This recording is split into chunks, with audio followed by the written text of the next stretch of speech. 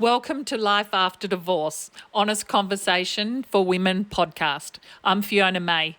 This podcast is for women navigating separation, divorce, or the rebuilding that comes after, especially if you're feeling uncertain, emotionally tied, or questioning who you are now. Divorce changes more than a relationship. It can change your confidence, your identity, and your sense of what the future holds, even when the direction was the right one. Here, we have honest, grounded conversations about what life after divorce really looks like, emotionally, practically, and personally. Some episodes are conversational between myself and my co-host, Sandra. Others include inspiring women and trusted experts who understand this chapter of life deeply. This space isn't about fixing you because you're not broken. It's about support, clarity, and reminding you that you're not alone as you move forward. I'm so glad you're here. Let's jump in and start with today's episode. I'm Sandra Lee, and I'm here with Fiona May from Women on Transition. Hey, Fiona. And we also have a special guest today, Manisha Buddha. Manisha's from Ultimate Financial Services. She's not just a qualified financial planner, but she's also going to share with us the cost of superannuation, not the earnings from it, but also the benefits of being able to get it right. And one of the things that we typically all do have at some level is maybe some lost super or some super we don't know that how much is in there or how much is costing us or even how much is making us. So it's unpacking some of these myths. So welcome, Manisha. I'm looking forward to hearing about this. Fantastic. Thank you so much for having me on your podcast and to discuss such an important topic, especially around women and superannuation and why it's so important to really get engaged with your super. So maybe start with telling ladies about what they could be missing out with their super. Fantastic. A couple of things if we backtrack when it comes to your wealth creation journey or accumulating your wealth over time. Generally, we find your family home and your superannuation are one of the biggest assets that you accumulate over time. So with the family home appreciation in value, all that is fine, but superannuation could absolutely be a game changer. A lot of people, especially women that I come across, are not engaged enough in their superannuation because they've taken time off work to look after children. They've got so many things going on in life, and this is something that just sits in the back burner. But ladies, can I emphasize this is going to be one of your biggest assets that you really need to start getting engaged in what it means and what it's all about, because when the time comes for you to retire, say 60, 65, it just opens up those choices to help you afford that lifestyle that you wish to live. So we go back to the basics. When we change roles, we're always working for new companies or businesses. We generally have our employers pay your superannuation into either the default fund or whatever fund you choose to have your contributions, super contributions go in.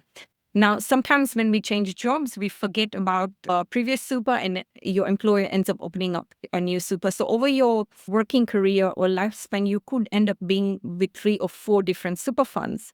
You may have lost the paper trail for those 3, 4 different super funds, where they're at, what they're doing. So the best place to start off is MyGov. MyGov is an online platform where you put your registration details in and you can find all your super details in there. So that would be a really good starting position for women to start finding their lost super and then considering consolidating some of these balances. Where do they consolidate it to, Manisha? There's so many super funds out there. And I know in my past employment that I was told to put it into a certain preferred fund that employer was moving funds into. Now that companies can't do that, but they used to when they opened those. And so I did. I ended up with several funds, but I wasn't sure where to amalgamate it to. How do we do the research to find that out? Yeah. So generally, this is where seeking the assistance of a financial advisor is quite key. Why? Because this is one of the most important decisions you will be making in your life regarding which is the best super fund for you to help you grow your wealth. Couple of things to be aware of. I have come across these situations whereby a client has gone in and rolled their existing super into one fund without really looking underneath the hood in terms of the cost. There's always a percentage-based fee within all super funds. So that's one of the key points to be aware of.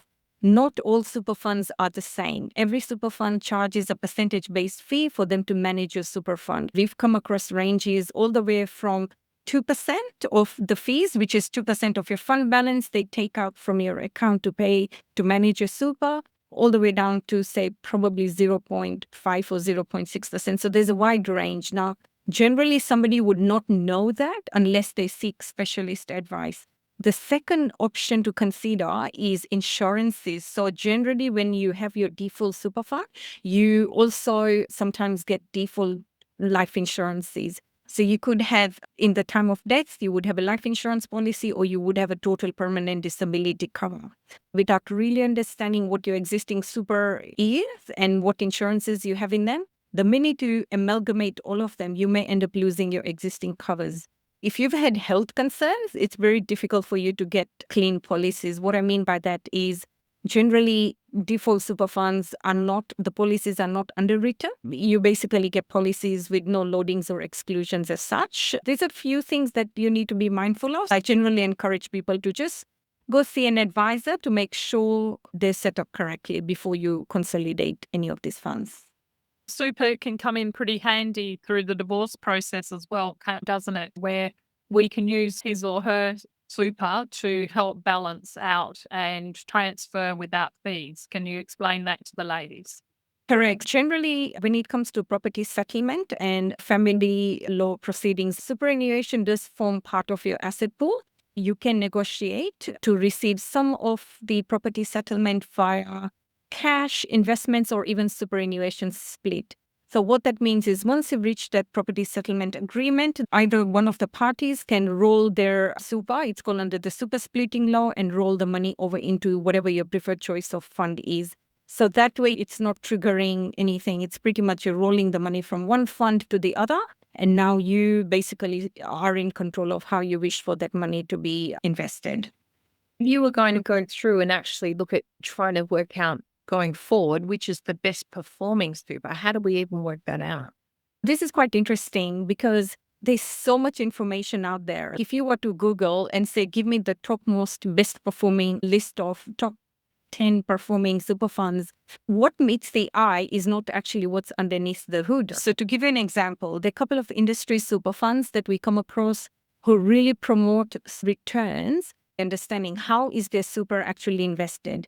So let me take everybody back to the basics. So super is cash that your employer is paying into a particular fund.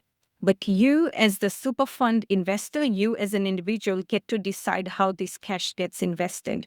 Number one, that's where the disengagement with your super happens, because you are in absolute driver's seat in terms of determining how this money gets invested. So if you go onto Google, there's some funds invest in direct property or shopping malls and infrastructure projects. These are the assets which are not liquid, which means you cannot sell them the next day if something happens. But yet they come out and promote to say, look how well we've done. But this is where an advisor comes in and we look underneath the hood. So you just go with one fund because they're promoting a higher or a better return. It's all pretty much around balancing your risk across the board. Manisha, can you explain how the super funds invest and why they choose to invest in certain areas of the market? When I mentioned previously video superannuation, it's an employer making cash contribution into your super. But you, as a superannuation fund investor, you get to choose how your money gets invested. And this is really critical, especially for women who are looking at building their wealth or coming out of separation, because a superstructure is one of the most tax-effective structures you can build your wealth in. Learning about how that cash gets invested is quite critical. So the way I would like to explain this is for us to go through the 2024 Vanguard Index chart, because that really simplifies how the whole process works. So I'll share my document now. The best way to explain how you can invest your cash within your super funds, and I encourage all the ladies to pull out their superannuation statements and maybe use it as a guide to understand how your money is actually invested. So this is a 2024 Vanguard Index chart. This is generally publicly available on the internet. So to put it in perspective and context, the importance of the compounding impact.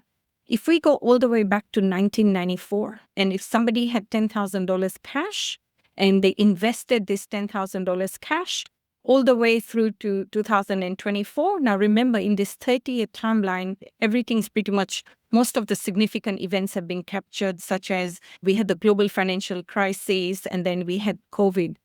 If somebody who had invested $10,000 in 1995 and just left the money in cash, 30 years, potentially they would have only made about $34,000. But remember inflation, ladies, inflation means this is something that literally will eat away your purchasing power over time. So say, for example, you buy something for $10 today, it may cost you $20 down the track. Living money just in cash will not go that far in terms of building your long-term wealth. But if somebody who taken $10,000 and invested it all the way to the top in the US shares, the same money over 30 years would have pretty much compounding impact. You'd be sitting at about $237,318. That's almost an average of 11.1% average return per annum. Why this is important is because, again, this is money somebody else is putting into your super, and you just have the right strategy from day one and let it grow.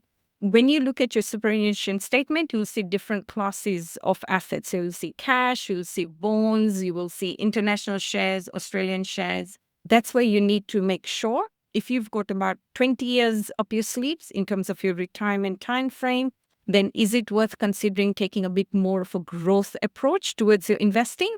Because then, yes, the markets do go up and down. Yes, you may face volatility, but over time, the curve tends to generally go up.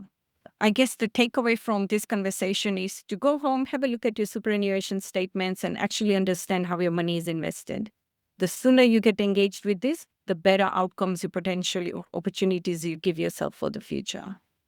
Manisha, are all superannuation funds safe if I was to put my hard-earned money in there? And there is a contribution that I can make personally as well. So a self-contribution as well as an employer making a contribution. And is my money safe in there? I feel like in the bank, it's super safe for a lot of women and they're giving it to someone else and getting someone else to invest it. So how do we allay the fears there? Yeah, so this is a very common fear raised by a lot of women, especially when they've come out of situations where they haven't really been involved financially, but then now they're having to make this significant decision, right? Because suddenly they're on their own having to make all these decisions. Generally, when you look at most of the super funds, whether you look at industry super funds or long-standing retail super funds, this is where it's beneficial, whether even if you do it as a one-off advice, to reach out to an advisor as well, because due diligence is quite important. I feel it's a greater risk when I look at my financial planning career and the women I've come across. It's a really big risk when you decide to go out on your own and just say, give me the top 10 funds to invest in, and you just pick anyone, you have no idea. Or the barbecue advice, someone tells you to go and buy stock in Bitcoin today or do something, yes, and you don't know anything about it. Absolutely. So trust me, the cost you will pay to seek specialist advice completely outweighs, the benefit outweighs the cost. This is such a significant decision in your life. So reach out to trusted specialists who know what they're doing and they're experienced in this area. Yeah, we definitely don't want ladies losing their money at this time of their life. Yeah. It's very hard to accumulate and to build those funds back up. Does the government have the protection in place, the $250,000 that the banks have? Is that in place for superannuation funds as well? No, generally not, but that's just guaranteed protection around the money sitting in the cash in bank, not generally for the super funds. But however, super funds are also regulated funds, unless you go down the path of self-managed super funds where you basically become responsible for managing your super. Only go down that path if you have a very clear strategy. But the super funds are also governed by other government bodies. So it's not like anybody can just open up any super fund and off we go. We generally or only recommend funds which align to our licenses as well. There's a lot of layers of due diligence that goes in prior to us even making a recommendation on which particular super fund suits a client best.